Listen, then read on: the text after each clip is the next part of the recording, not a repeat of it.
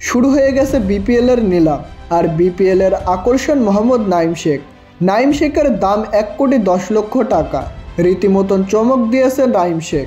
নাঈম শেখের জন্য নিলামে আগ্রহ প্রকাশ করেছিল সিলেট, রংপুর এবং নোয়াখালী।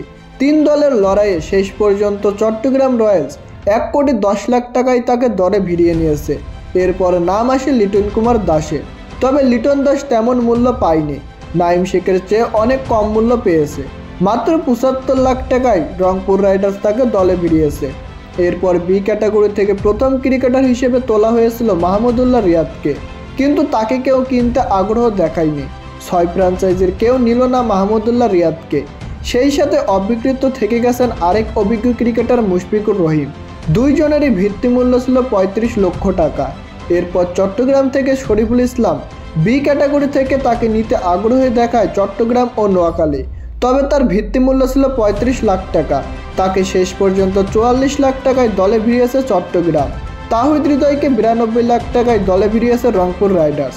এদিকে শামীম হোসেন পাটোয়ারি 56 লাখ টাকায় দলে ভিড়িয়েছে ঢাকা ক্যাপিটালস।